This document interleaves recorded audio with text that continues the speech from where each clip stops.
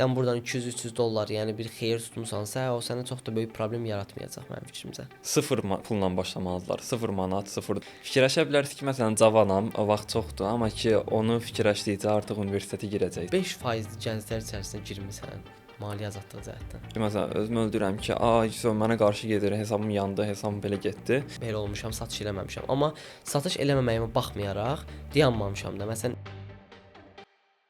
hər birinizə salam, Uğurlu Gənclər proyektimizə xoş gəlmisiniz. Hal-hazırda qarşımda Elman FX var. Trade-də 18 yaşında çox böyük nailiyyətlər əldə etmişdir. Salam Elman, necəsən? Salam. Özünü tanıdardı zəhmət olmasa. Adım Elmandır. Artıq 3 ildir tradinglə məşğul oluram. TikTokda həmçinin Elman FX adı ilə məni tapa bilərsiniz. Hal-hazırda Elman ümumiyyətlə tradingdə Azərbaycanda ən yaxşı kateqoriyalar arasındakı bir uğurlu gəncdir və mən özüm onu əvvəldən izlədiyim üçün, hətta özüm də ona motivasiya aldığım üçün onu xüsusən bu uğurlu gənclər proyektinə dəvət etmişəm. Məsələn, tradingdən ümumiyyətcə anlayışı olmayanlar üçün və ya tradingdə başlamaq istəyənlər üçün suallar hazırlamışam ki, bir çoxlarını da bu suallar maraqlandırır. İlk sualım ondan ibarətdir ki, trading nədir?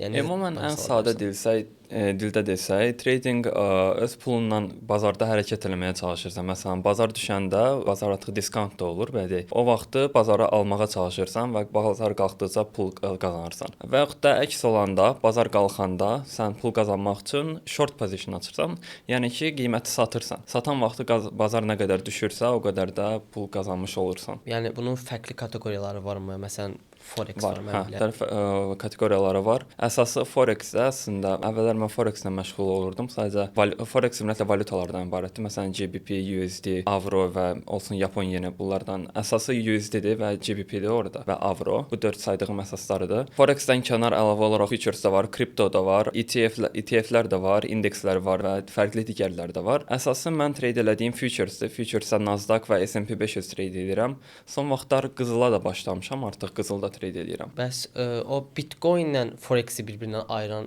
əsas fərq nədir? Bitcoin belə deyək, kriptoda texniki analiz demək olar təsir göstərmir. Texniki analiz məsələn 40%, 20%, 30% işləyə bilər. Forex-də isə ümumiyyətlə bazarın düzgün yönəmi tapmaq üçün 70-80% texniki analiz edirsiniz. 20% də məsələn 30% isə fundamental analiz. Amma ki kriptoda əksər hallarda ancaq fundamental analizlərdən istifadə edirik. Bəs lot nədir? Məsələn, futuresda mən bilən X var, 100x, 200x, 500x, amma yəni Forex-də lotlandır. Lot ümumi deyəkdə kontrakt saydı, futuresdə kontraktla hesablanır. Əslində Forex-də də kontraktla sayılır. Məsələn, mikro lot əslində deyirlər. Futuresdə mikro kontrakt.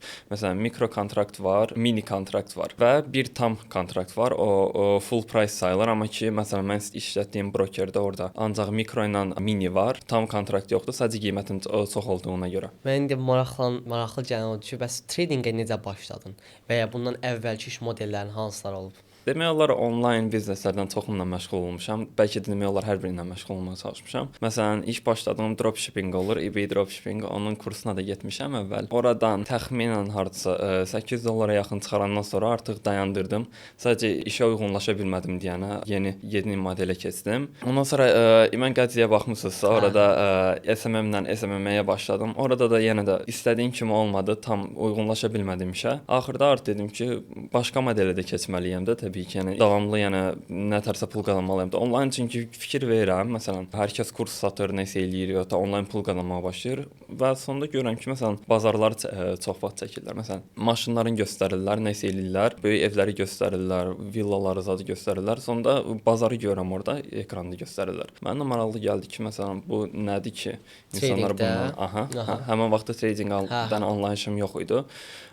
Trading gördüm, anladım ki, məsələn, bu tradingdir. Özüm də artıq bu işə başlamalıyam. Yəni tradingə onda səhv eləmirəmsə neçə yaş edir? 15 yaşında başladım. 15 yaşına qədər SMA, dropshipping falan onlar yoxlamısan. 14-də onu dropa başlamısan səhv eləmirəmsə. Mən 15 yaşımda başlamışdım dropa ona görə.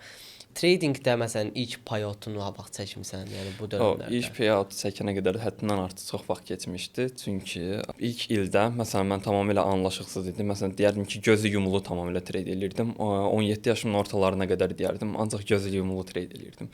17 yaşımda artıq başladım daha ciddi məşğul olmağa. Məsələn ICT konseptlərini öyrənməyə başladım. İnternetdə nə varsa, nə video qabağıma çıxdısa, hər birindən özümə təcrübə almağa çalışdım və backtest, forward test eləməyə başladım. Ondan sonra artıq artıq uje yavaş-yavaş demoda olsa da, demoda təbii ki, praktika eləməyə başladım. Bəli. Oradan özümə biliyi artırmağa başladım. Məsələn, yeni strategiyaları yoxlayırdım, ICT konseptlərini yoxlayırdım. Hər birini yoxladıqca biliyim də artır, demo hesabım da artır. Ondan sonra artıq qərara gəldim ki, demoda kifayət qədər bilikli olandan sonra, gəlir alandan sonra qərara gəldim ki, fon hesabı alım, funded olum. Funded olandan sonra da ilk 6-7 ayı mən heç bir fon hesabını keçməmişdim. Ancaq fon hesablarına yandırırdım. Təxminən 3000 manat dəyərində fon hesabı yandırmışam. Səncə ICT tutur ümumiyyətcə? ICT məncə 100% tutur. Yəni mən ICT konseptlərindən istifadə edirəm.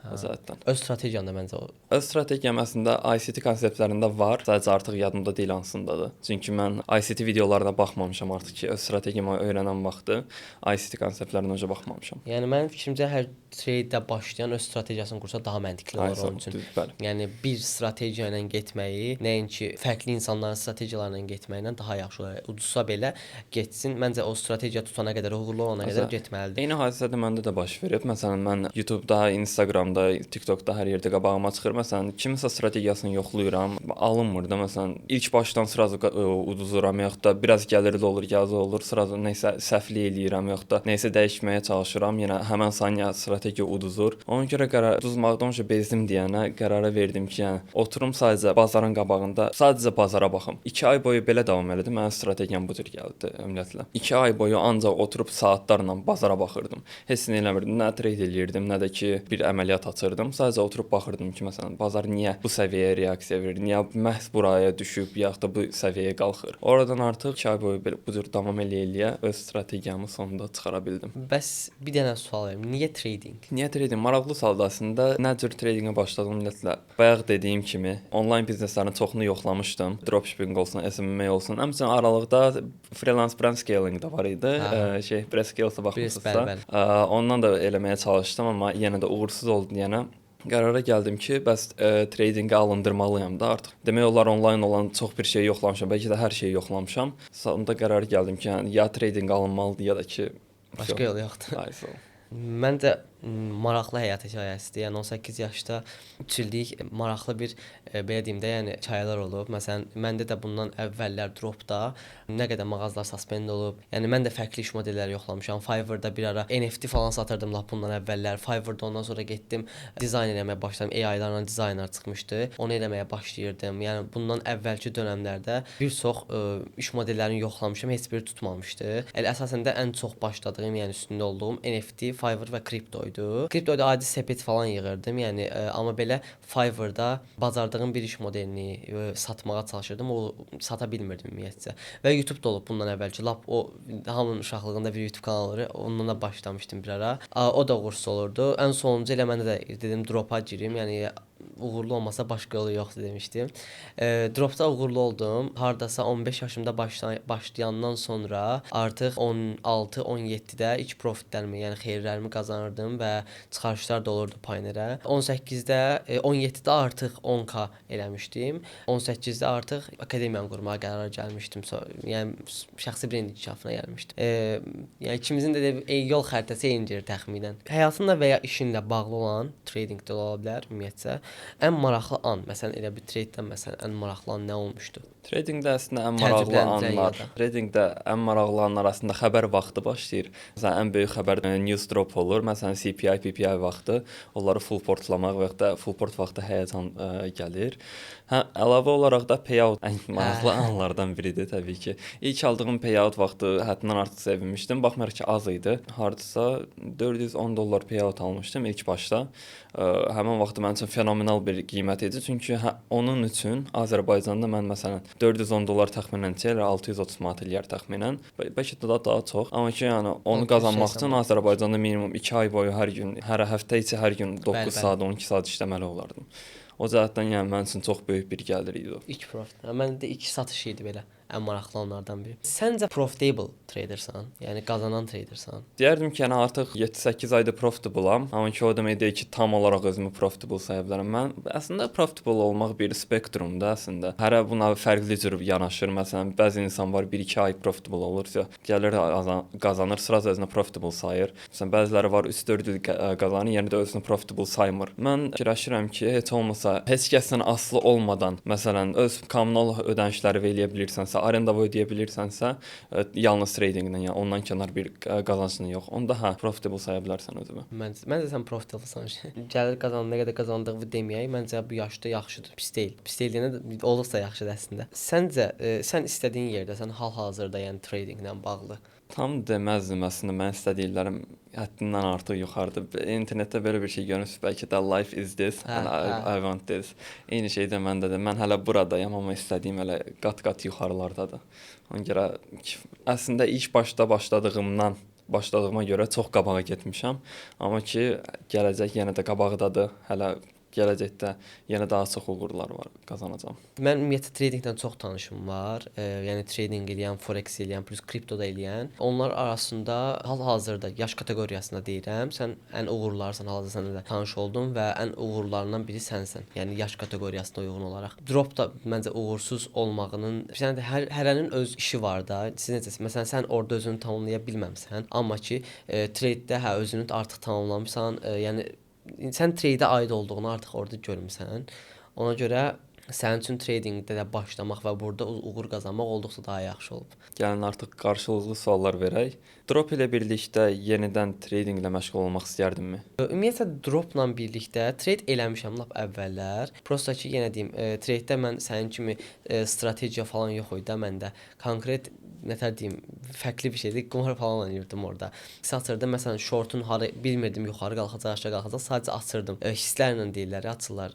Mən onlara güvənib açırdım. Ona görə də bir ara məşğul olmuşdum. Lap dropdan əvvəl, ümumiyyətlə dropu bilmirdim, trade-lərlə məşğul olurdum. Sepet yığırdım, o trade deyil əlbəttə ki, kripto ilə də məşğul olurdum, futuresda. Bir arada sonra Meta 5-də eləməyə başladım. Amma yəni deyirəm uğursuz oldu. Elə sənin nətər trade-də özünü tamamladığın kimi, mən də dropda özümü tamamlamağa bacardım elə. Bəs ən maraqlı, əslində bir çox insanlara problem yaradan suallardan biridir. Fake guru və luxurious lifestyle, belə deyək, lüks həyatı fakeləyən mentorları nə cür təyin edirsən? Belə deyim də, birinci nəticədəndir. Yəni orada çox dropda, Shopify-da, ümumiyyətlə eBay-də çox saxta şeylər göstərmək olur, amma faktiki olaraq ümumiyyətlə tələbənin satışlarını və orderləri görəndə artıq inanırsan. Təyin eləmək olduqca asan da olur. Necə olur? Birinci onu təyin eləmək üçün o insanın özünün nə qədər profit qazandığına baxmaq lazımdır. Həqiqətən yəni dəstək məqsədlimi eləyir, yoxsa sadəcə nəsə oradan gəlirmi qazanmaq istəyir, ona baxmaq lazımdır. Belə eləyənlər əlbəttə ki, çoxdur dünya üzərində. Mənim fikrimcə dropda yaxşı qazanan Azərbaycanda az saydadır. Mənim tanıdıqlarım da var, məsələn gördüklərim də var. Bəziləri həqiqətən də doğrudan özü də qazanır dropdan, amma bəziləri sadəcə dropdan qazanmır. Bunları təyin eləmək yəni o qədər çətin olmur onsuz da. Yəni satışlardan bilə bilirsiniz, draft orderlərdən bilə bilirsiniz, sifarişlərin sayından bilmək olur. Məsələn, orada dropda ümumiyyətcə qazancları göstərəndə tələbənin özünün də podkast tərzi, görüşdə tərzi, onun fikirlərini alma tərzi olsa, məncə onlar daha da güvənilir olar. Eynisisi də əslində tradingə də aiddir. Məsələn, tradingdə də fake qurular həddindən artıq çoxdur. Bəziləri insanları yenə də aldatmağa çalışırlar. Dolandırıcılıq halda daha çox olur məncə tradingdə.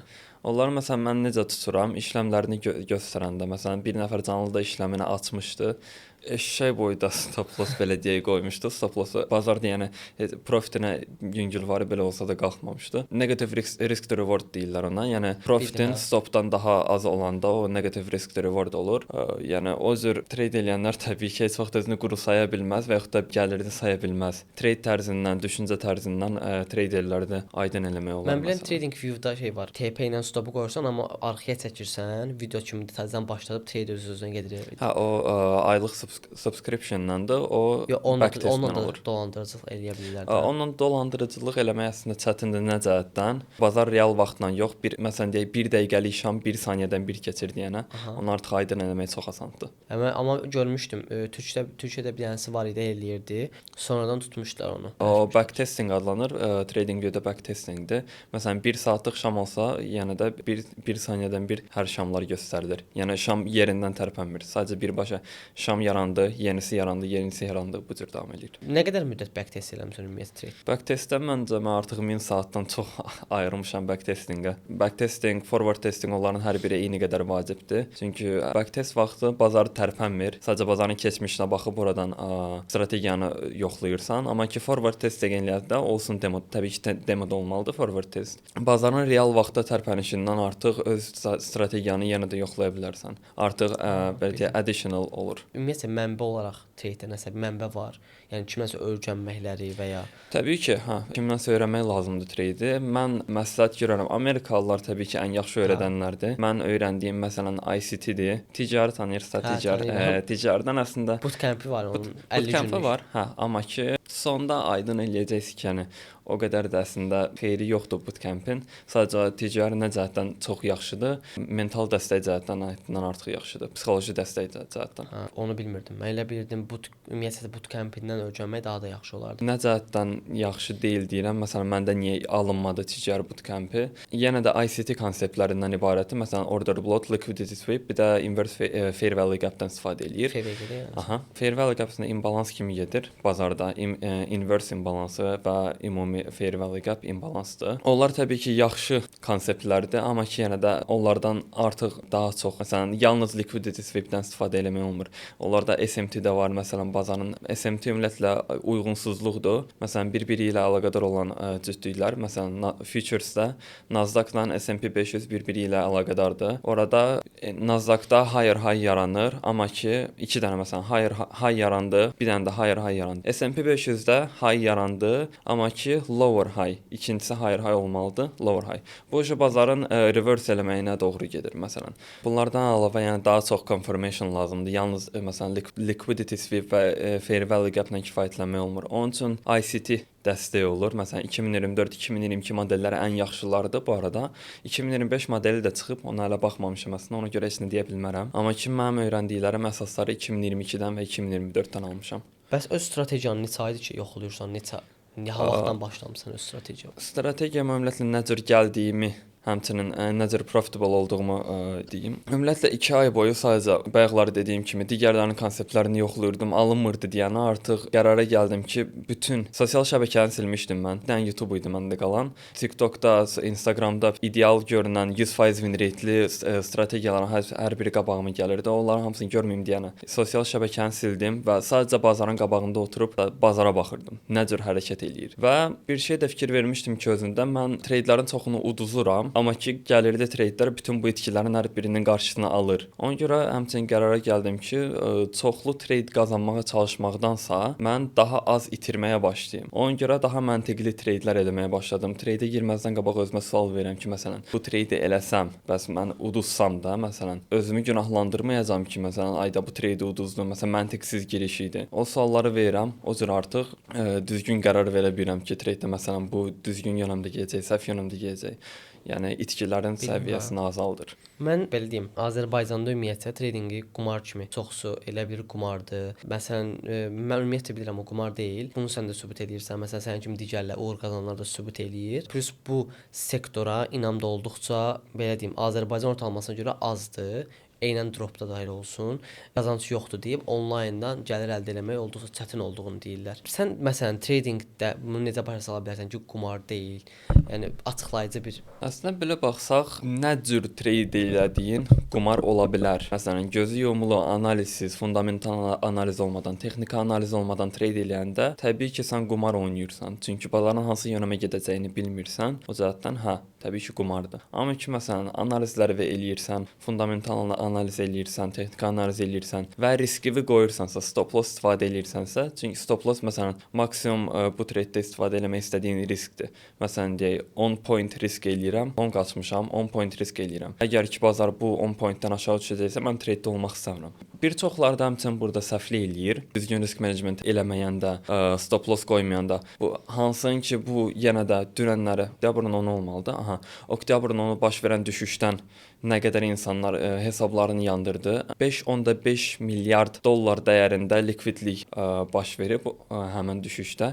Ümumi forex-lərdə də, futuresdə, ümumi trading bazarında. Görmüşəm mən də. Həddindən artıq çoxlu insanlar pul itirib o düşüşdə. Hansın ki, heç kəs bilmirdi baş verəcək. Trump tariflərlə bağlı tweet paylaşmışdı. Çinə qarşı 100% tarif olacaq. O cəhətdən bazar buna əks təsir göstərdi və ümumi bütün forex bazarı mən bilən qalxdı. Fikir verməmişdim ona. Futures bazarı, kriptolar hər biri, kriptolar məsələn Bitcoin 10% düşüb, 12.000 dollar dəyəri itirmişdi. Və ümumiyyətlə ümumi kriptoda olan hər şey XRP, Ethereum Ethereum, Solana və kripto əsas olaraq onlar hamısı düşmüşdü. Futuresdə də Dow Jones, Nasdaq, S&P 500, amma ki qızıla çox təsir eləmədi. Qızıl da yüngülvari qalxdı. Əsas olaraq S&P 500 3% düşdü, Nasdaq 4.3% düşdü. Dow Jones da eyni Nasdaqla eyni qədər düşüb. Eyni anda da bu stop loss məsələsinə gəlir. Stop loss long açıb hər kəs long açır demək olar.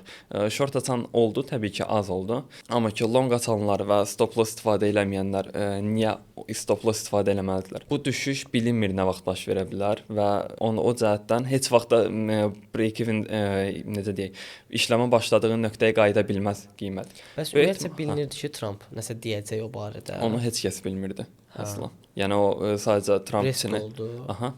Trump sadəcə tweet paylaşdı, bazarlar hamısı düşdü. Ona görə biraz təhlükəli bir şeydir. Təhlükəli bir şeydir. Amma ki, yenə də düzgün risk menecmentlə məşğul olanda, məsələn, stop loss istifadə etməyənlər nə cür məntiqlə olur? Məsələn, baxın, stop lossuz işləmə girdim. Take profitim var, stop lossum yoxdur. Bazar qalxır, profitdəyim, sevinirəm, tipiyə qalxacaq. Amma yüngülvari düşdü. Break evendəyim və break evendən aşağı düşür, itkidəyəm.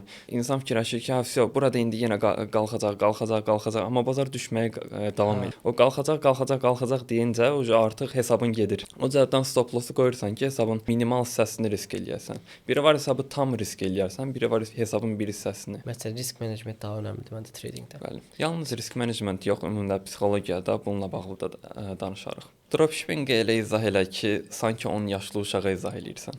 Ümumiyyətlə dropshipping tradingdən fərqlidir. Necə fərqlidir? Ümumiyyətlə bu hamı bilir də fərqli olduğunu. Sadəcə ikisində ticarət olduğunu bilirlər. Üç insan arasında olan bir şeydir. Tədarükçü, birinci sən olursan, sən tədarükçü və alan bir insan arasında olur. Məsəl üçün deyirəm, sənin satdığın yer eBay-dir, sən tədarükçün Amazondur və səndən alan müştəri isə xaricdən biridir. Sən həmin dropshippingdə bazar analizi eləyərəkdən məhsul tapırsan. Məsəl üçün bir ara Labubu olduqca çox populyar yayılmışdı. Bundan əvvəl Fista deyirdilər səhv eləmirəmsə. Türkiyədə olduqca çox satıldı və o məhsulu satan insan da çox böyük gəlir qazandı o məhsuldan. Labubu 24 saat içində öz yaradıcısını milyarder eləmişdi. Yəni çox belə deyim, tuta biləcək bir məhsullar var. Əsas bizim məqsədə uyğunluğumuz problem həll edən məhsullardır. Biz gedirik bazara axtarırıq, problem həll edə biləcək bir məhsul tapırıq. Məsəl üçün deyirəm, bir problem həll edən bir dənə aparat var, 16 dənə funksiyası var, yəni içərisində meyvə tərəvəz üçün daha çox uyğundur aparat. O aparatdan istifadə edin. Məsələn, onun biz tədarükünü $5 eləyirik. Normalda Amerika bazarında o məhsul $17. eBay-də belədir ki, o məhsulu heç bir reklam vermədən satış edə bilərsən. Plus eBay-ın 200 milyondan artıq istifadəçisi olduğu üçün səni özləri avtomatik tapırlar. Amma Shopify-da belə deyil. Shopify-dan özün gərək reklam verəsən, öz veb saytını qurasan, yəni hər bir şeyi özün eləməlisən. Plus meta reklamları olsun, veb sayt olsun, domain olsun, temalar, şablonlar, məhsulun açıqlama hissəsi, onların hamısını özün edirsən bir-bir. Ona görə amma Shopify-da olduqca çox daha tez nəticə ala bilirsən, reklamla bağlı olur və büdcədə çox biraz yaxşı büdcən olmalıdır. 1200-1000 AZ arası bir büdcən olmalıdır. Aralıqlarda sən Shopify olduqca yaxşı başlaya bilərsən. İndi gələk bizim o başa salmağımıza. O üç insan arasında olur. Sən gedirsən məhsulu yükləyirsən öz mağazana, məsəl üçün deyirəm, adicə bir qulaqlıqdır, sən qlobal ola biləcəyini bir fikirləşə biləcəyin bir qulaqlıqdır. Onu yükləyirsən öz mağazana. Mağazandan həmin insan gəlir sənin məhsuluna baxır eBay-də, Amerika bazarından və o məhsulu səndən alır. Sən onu $5 tapmışdın, $15 gedib qoydun öz mağazana və sifariş gəldi. Müştəri öz adreslərini sənə qeyd eləyir. Sən də o adresləri götürürsən, tədarükçüyə yazırsan, tədarükçüyə də $5 ödəyirsən, avtomatik olaraq müştəriyə gedib çatır məhsul. Yəni heç bir sənin fiziki olaraq burada heç bir şeyə ehtiyacın yoxdur. Nə ambara, nə başqa bir şeyə. Hal-hazırda eBay-də yeni bir qayda çıxıb ki, ambar deployed, yəni sənədini göndərməsən, sənin hesabın getmir, Azərbaycan konumu ilə olduğu göstərir. Bu da sənin satışlarını artırır, azaldır. Satışlarınızı əslində azaltmır. Çünki satışların azalıb çoxalmağı ondan asılı deyil. Yəni sənin məhsulun Amerikadadır yoxsa Azərbaycanda, təsir göstərə bilər. Müştəriyə məsələn elə məhsul var ki, daha tez ehtiyacı olar onun. Amma ki, sən orada əsasən məhsulun necə məhsul olduğunu, sənin nə qədər feedbackin olduğunu, yəni müştərilərin, başqa müştərilərin sənə nə qədər rəy verdiyini, əsas onlar sənə önəm daşıyır və eBay-in səni nə qədər qabağa çıxartdığı önəm daşıyır. Shopify-da isə belə problemlərə ehtiyac yoxdur. Yəni feedbackin olmasa belə, aşağılarda onsuz da özün yaza bilirsən feedbackləri. Bunlar Shopify-da olduğu üçün o qədər belə çətin deyil. Amma eBay-də feedbackləri bəli hər məhsul başına müştərilərin özləri verir sənə. Amma Shopify baxmayaraq deyək ki, asan, daha tez gəlir almaq Amma olur. çətindir. Amma ki daha çətindir və onun üçün yenə də kifayət qədər yaxşı sərmayə lazımdır. Metodisi də yaxşı bilməlisən, ümumiyyətlə veb-sayt qurulumunu da yaxşı bilməlisən bunun. Dizaynın da yaxşı olmalıdır. Yəni insanlar sənin veb-sayta girəndə, yəni ondan qorxmasınlar da. Yəni elə veb-saytlar var ki, insanlar ona güvənmir. O da sənin dizaynından asılıdır. Sən bizdəki temalar özümüz hazır qiymətlə aldığımız temalardır Shopify-da. Onun üçün özümüz də dizaynı yaxşı eləyə bildiyimiz üçün bizim üçün o qədər problem deyil. Səncə insanların ümumən onlayn biznesdə uğur qazana bilməməsinin əsas səbəbi nə ola bilər? Onlayn biznesdə uğur qazana bilməməklərin əsas səbəblərindən biri birinci disiplin lazımdır, ikinci məqsəd lazımdır. Yəni əgər məsələn bir işə başlayırsansa, axıra kimi aparmalısan. Məsələn deyirəm, tutaq ki, məsələn bu insan dropa aid deyil və ya onlayn ticarətə uyğun deyil. Hə, keçə bilər tradingə məsələn sənin kimi.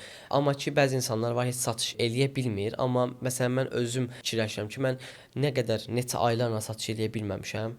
Amma daim olaraq gündə hər gün mağazaya məhsul yüklüyürdüm. Həmin dövrlərdə nə bazar analizim var idi, nə bir şeyim var idi, heç bir şey anlayışım da yox idi. Yəni amma mən dayanmadan məhsul yüklüyürdüm mağazalarıma. Hər dəqiqə yəni mən axtarırdım, mənbələr tapırdım. YouTube-da bütün sənin kimi elə bütün mənbələri qurtarmışdım mən YouTube-da.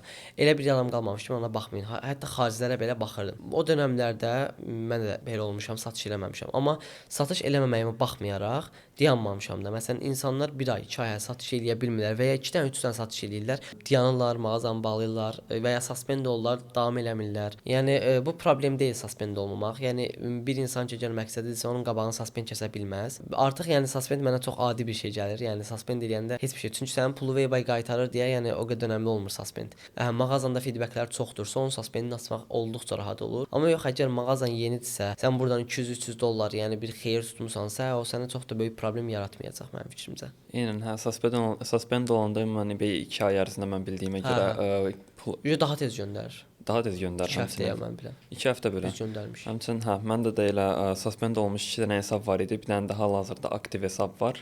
Amma ki o artıq eBay ticarət eləmirəm. Hə, yəni o hesablar da olduqca dəyərlidir.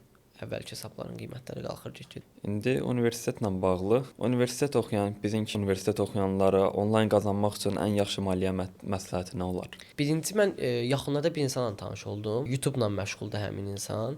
Belə deyim, yəni YouTube-dan tək bir mağazadan aylıq 2000 dollarlıq bir gəlir qazanırdı və heç bir şey eləmirdi. Süni intellekt vasitəsilə qazanırdı bunu. YouTube-a başlaya bilərlər. YouTube olduqca çox böyük gəlir mənbələrindən biridir. Heç bir şey eləmirsən, sadəcə biraz dizayn ehtiyacın var. Onu da öyrəndikdən sonra başlamaq olduqca yaxşı olar məncə. İkinci olaraq Fiverr-da yenə deyirəm, eləyə bilərlər. Əgər yaxşı dizayn bacarıqları varsa eləyə bilərlər. Üçüncü reklam verməyi yaxşı bacarmalıdırlar. Onu da öyrənsinlər mənim fikrimcə. Meta ads-i sıfırdan başlasalar daha yaxşı olar. Çünki hər cəhətdən onlara yaxşı olur. Hər hansı bir biznes aça bilərlər. Belə deyim, Azərbaycanda drop eləyə bilərlər. Meta ads öyrənmələri olduqca yaxşı ola bilər. Dropda məsələn çox kiçik sərmayələrlə başlaya bilərlər. Yəni bir tələbə üçün məncə 20-50 az, yəni çox da böyük bir məbləğ olmaz. Yəni onunla başlaya bilərlər dropa xarici bazarda. Bundan əlavə olaraq mənim yoxladığım elə tradingə başlaya bilərlər. Məncə kiçik sərmayə ilə fon hesabı alıb yoxlamaq olar. Hə, əslində olar, amma ki yenə də riskli olur. Həmçinin bununla bağlı da danışaram. Amma back-end test eləsə daha yaxşı. Nə səbəbdən tradingə az sərmayə ilə başlamaq böyük bir risk altına salır sizi.